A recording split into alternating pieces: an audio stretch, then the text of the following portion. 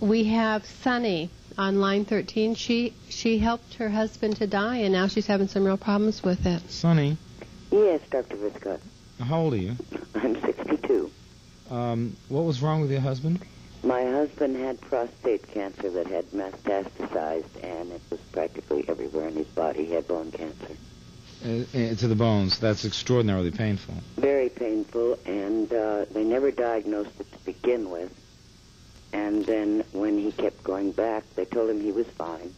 And he kept going back, telling him the pain was terrific, and they wouldn't help him. They wouldn't give him any tests. I finally had to admit him through emergency. It took 28 days in the hospital, where, because of the pain, he had 2 major cardiacs.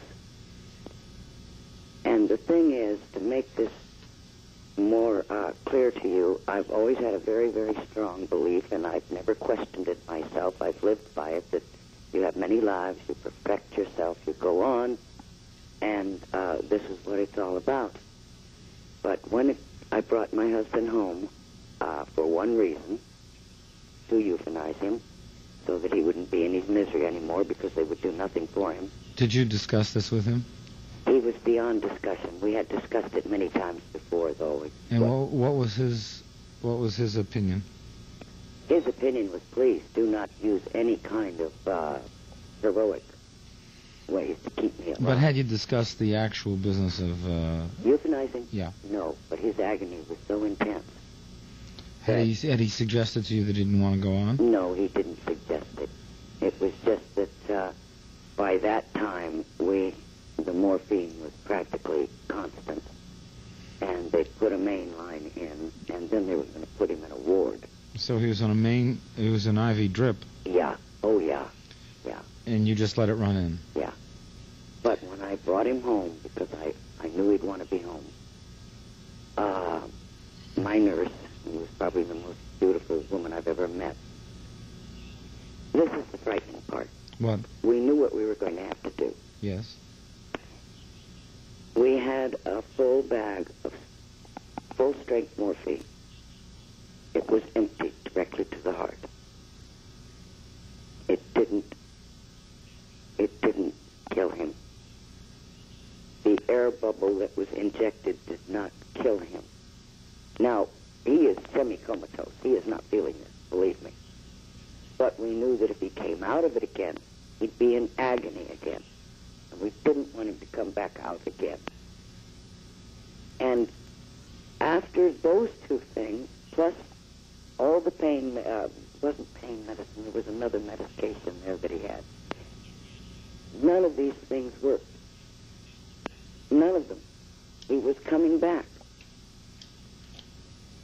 And what has frightened me so is that what I want to know is that he is all right. This is entirely against all my beliefs all my life. I understand, but how did you complete the act? Suffocation. With the pillow? Yes. When he was comatose? Yes.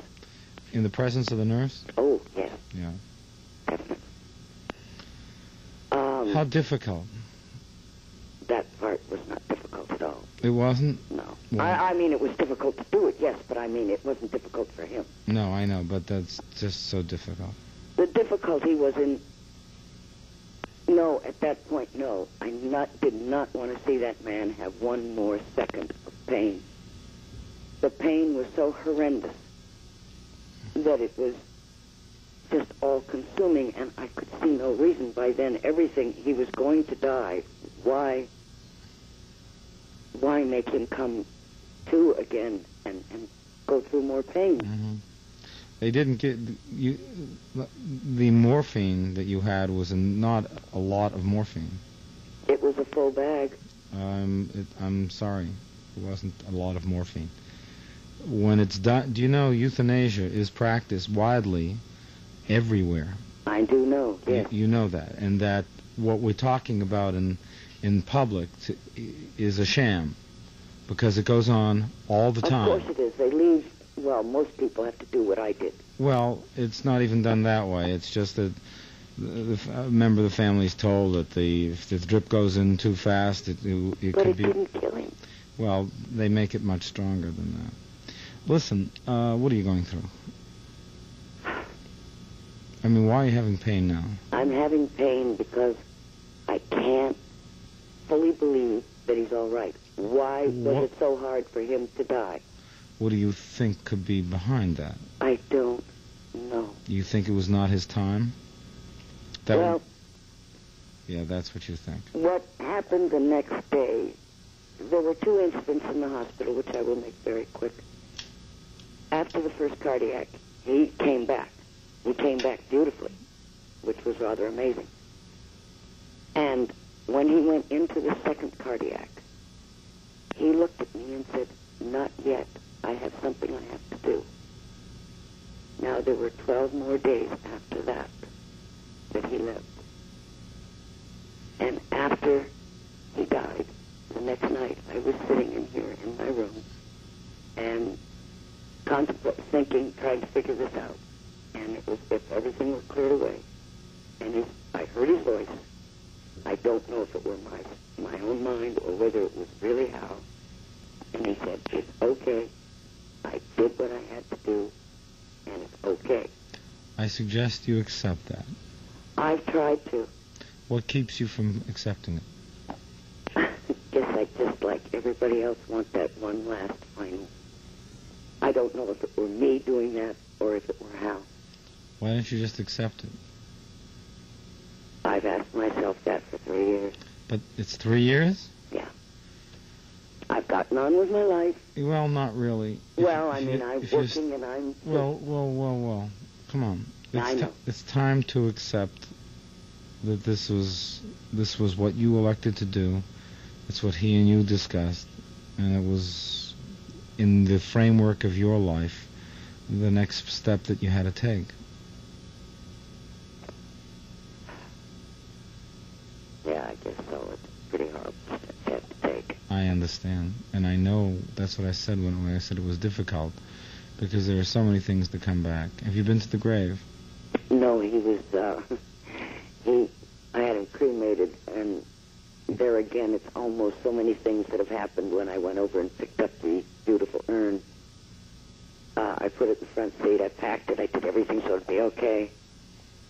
And my brakes locked. And when they locked, coming home with this, the thing went flying off, hit the floor of the car, but on the way, it hit the ashtray or ashes on the floor, and I just was thinking, I can hear him now saying, "My God, you can't even get me home right. Look what you've done." I mean, it just... Well, it sounds like you had a loving relationship with the man. We had a crazy relationship. And that what you acted out of was love. Oh, yeah. And the time has come to forgive yourself and accept what is as having happened. Yeah? Yeah. I've been told. I just... Let go, Sonny. Okay. Coming from you, that means a lot. Let go. All right. Okay. Yes. Thank you. Take care. Will do. You know, sometimes life feels like an Albert Brooks movie, you know, with everything going wrong. But only in a situation where there's a lot of love can that kind of reaction happen to the spilling of the ashes and the urn of ashes. Well, and it was such a relief, this story. While I was listening to her, I thought I was going to cry. I felt so sad for her. And then she tells that part of it, and you want to laugh out loud because it's such a relief from her agony. And it's, you know, this, although no one wants to ever talk about this subject, it's very, very common. Almost every family that has a terminally ill relative goes through some phase of this. And it's something I think we all have to look at with open eyes and decide where do we really stand on this issue. And how much right does a person have to, when it's all hopeless and there's nothing but pain and the quality of life is deteriorated, doesn't a person have a right to say, I choose not